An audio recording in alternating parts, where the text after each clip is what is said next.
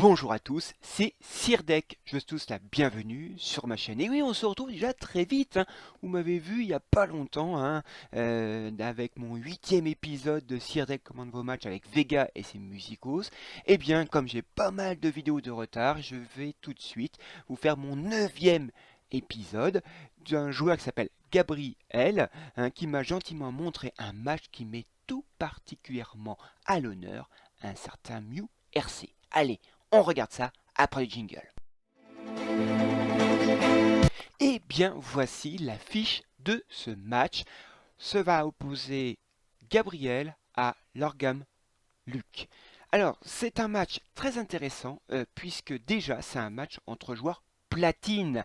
Et vous allez voir, ça a une incidence qui rend très plaisant. Parce que c'est vrai que j'aime beaucoup voir les matchs de légendaires, d'immortels, etc. Mais des fois, voir des matchs de joueurs de division plus basse permet de voir des équipes un peu différentes et c'est vraiment très plaisant à regarder. Allez, on regarde ça tout de suite.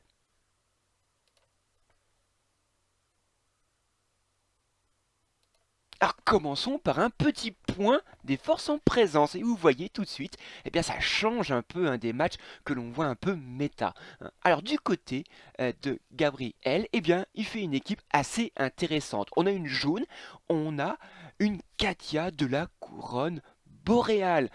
Alors pour ceux qui ne se rappellent plus, elle heal à chaque fois que le personnage qu'elle a mis, le cristaux, je sais plus, du vent ou de l'eau, je sais plus, à chaque fois qu'elle a mis un cristaux de vent sur un personnage, eh bien il se heal après que ce personnage agit à partir d'un certain pourcentage de l'attaque cosmique de Katia. On a un Sigima de la Vierge. Ça fait très plaisir de voir un match avec un Sigima. Alors rappelez-vous, Sigima de la Vierge met des portes autour d'un personnage et à chaque fois que le personnage adverse joue, il ouvre une nouvelle porte. Alors la première réduit la puissance d'attaque de 20% de la cible. La deuxième porte réduit la défense de la cible de 20%. Quand c'est la troisième porte, il consomme plus 2 d'énergie. Et quand la quatrième porte arrive, il inflige des dégâts à hauteur de 20% des HP max de, du joueur ciblé. Et si ce personnage a moins de 20% de PV, eh bien il meurt sur le coup. Donc ça va être très intéressant de voir ce que va faire ce bon petit Sigima dans cette équipe. On a un Shun Hades et on a un Mew RC. Vous allez voir le gros travail que va faire ce Mew RC.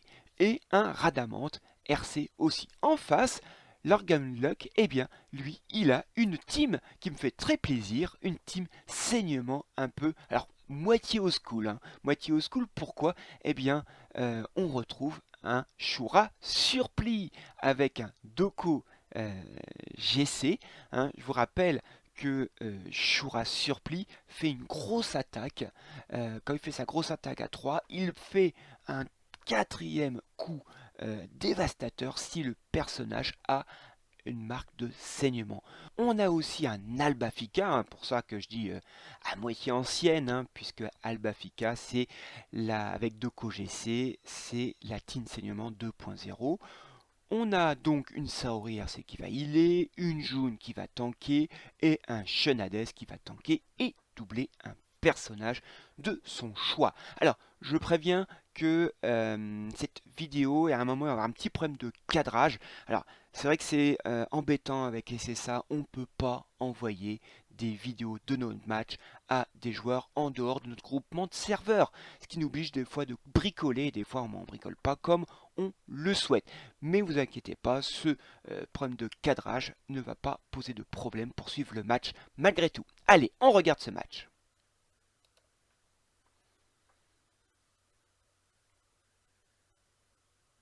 Donc évidemment, les Chenades lancent, eh bien, chacun leur tour, leur aura, puisqu'ils sont RC, ce qui permet de mieux tanker. Donc ça y est, les June lancent leur liane, La Saori RC a aussi lancé son terrain et tout de suite, eh bien, l'Orgalook met donc un lien entre Albafika et la June, comme ça, un Ares, pardon, et comme ça, eh bien, la June ne pourra plus protéger hein, la formation de Gabriel.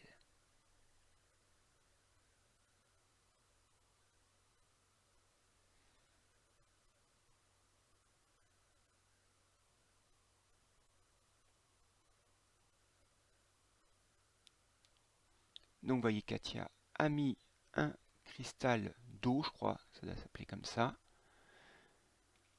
Et donc, Gabriel fait le choix de doubler le Mew.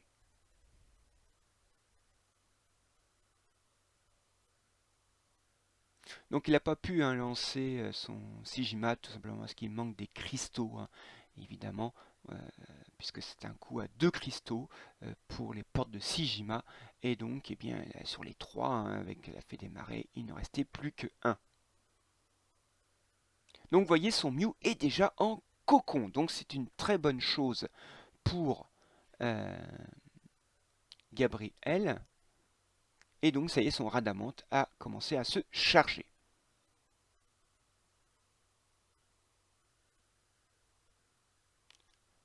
La souris RC heal. Et ça y est, le Mew de Gabriel est déjà transformé.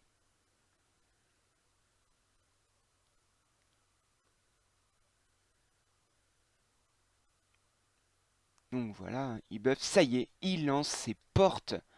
Le Sigima de Gabriel lance ses portes. Eh bien, il met sur Doko GC, qui a donc sa puissance d'attaque réduite de 20%. Pour l'instant, c'est pas très important. Mais vous avez vu, hein, le Shura Surpli a fait une grosse attaque sur la June. Mais elle tank parfaitement bien. Voilà, un petit problème voilà, de caméra. Le Mew lance son attaque. Vous voyez évidemment hein, sur la Saori hein, de Lorgan Luck, puisque c'est le personnage qui va le mieux healer hein, dans la formation adverse. Et vous voyez, hein, donc le Mew fait énormément de dégâts. Le Radamanter C lance donc déploie ses ailes. Mais vous voyez, la Saori RC hein, de Lorgan Luck, eh bien, il toute son équipe et tous les dégâts qu'a fait Gabriel eh bien, sont réduits à néant. Et voilà, le Ares est en fonction. Ça y est, Gabriel, son équipe n'est plus protégée par la liane de June. Et du coup, Doko va lancer ses dragons. Et vous voyez, eh bien, ça fait de gros dégâts. Et en plus, il est doublé. Hein. Les dégâts de saignement sont énormes. Un très bon move, hein, vous voyez, de l'Organlock qui tue en même temps la June et la Katia de Gabriel. Il lui reste un Sigma en très mauvaise posture. Et oui, euh, le Shura Surpli n'arrive pas à tuer le Sigima.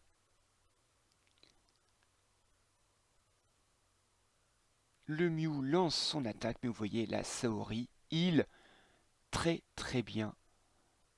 Et donc, eh bien, réduit à néant eh bien, tout le travail de Mew. Malgré hein, les papillons, hein, vous avez vu les papillons de Mew hein, de son RC, a fait beaucoup de dégâts. Le Radamante en rajoute une couche. Toute l'équipe de l'Organluck est à midlife. Mais vous voyez déjà en un seul heal, eh bien, il récupère pas mal de vie. Le Radamante a déployé ses ailes. Ça y est, de nouveau, l'équipe est midlife. Mais la Saori, de nouveau, euh, remet tout le monde d'aplomb.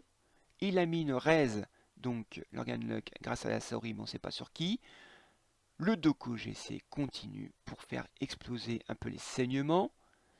Et donc, voilà, les 4 portes sont ouvertes, mais vous voyez, le Doko tank parfaitement bien, hein, cela. Et la grosse attaque du Shura surpli, il est mort, Radamantersé. Du coup, il enlève une deuxième attaque, il tue le Sijima. Très très mauvaise posture, hein, pour Langanluck, puisqu'il n'y a plus que Mew. Et on voit que le Mew fait de gros dégâts et il tue le Shura surpli, hein, de Langanluck. Donc maintenant, c'est une bonne chose de faite, mais à 1 contre 6 maintenant, 1 contre 5, est-ce que Gabriel va réussir à gagner ce match? Vous voyez des grosses attaques, et voilà, les papillons, paf, et vous voyez, hein, les gros dégâts des papillons de Mew, hein, grâce à son RC, vous voyez, mais la Saori heal énormément. Donc là, ça va être très compliqué, hein, parce que Mew est insensible au saignement. Elle avait mis une raise, l'Organlog a mis une raise sur la June, ce qui permet de vivre. Et là, les papillons, regardez les dégâts des papillons. Elle a tué la Saori et le Shenades. Grosse attaque, hein, de la Bafika qui prend sa deuxième vie. Du coup, Mew et son Mew est à midlife. Mais vous voyez, hein, les saignements n'apparaissent pas. Et là, le Mew est insensible à ça. Il est immunisé. Il tue le Doko GC. Et regardez, en une attaque, il tue l'Albafika. Et maintenant, c'est Mew contre Saori RC. Voilà, ça ne fait pas un pli. Grosse game, hein, de Gabriel et de son Mew RC qui a tout fait tout seul, hein. En face, Langanluck avait une team saignement qu'il a très bien utilisée. Malheureusement, devant lui, il y avait un Mew et un Radamanth aussi qui a fait pas mal de travail et lui a permis à Gabriel de remporter cette victoire. Donc voilà, ça m'a fait très plaisir de regarder ce match puisque c'est des compositions qu'on ne voit plus beaucoup, hein, et j'ai pris beaucoup de plaisir à regarder ce match de Platine qui nous permet de voir ces compositions, eh bien, hors méta. Ça va peut-être donner envie à des joueurs qui n'ont pas les joueurs méta de faire ces équipes-là. Vous voyez, hein, on peut être en platine, avoir des équipes hors méta et de gagner face à des très beaux matchs. Vous allez pouvoir retrouver cette vidéo sur mon Discord qui apparaît sous vos yeux grâce à la magie du montage, hein, sur la colonne de gauche, dans la section Sansia Awakening. Vous voyez, Sirdek commente vos matchs. Vous y retrouverez toutes les vidéos des précédents matchs que j'ai commentés avec grand plaisir. N'hésitez pas à les revoir, ça fait toujours plaisir, hein, ces matchs. Ça permet aussi de pouvoir regarder comment fonctionnent ces différentes équipes. Et vous trouverez donc ce 9e numéro après celui de Vega et ses musicos que j'ai posté hier. Alors n'oubliez pas, hein, de rejoindre mon Discord. N'oubliez pas non plus de laisser un petit commentaire, ça fait toujours très plaisir et j'y réponds à chaque fois. Sur ce, il me reste plus qu'à vous souhaiter un bon jeu. Amusez-vous bien. À la prochaine fois. Allez, salut!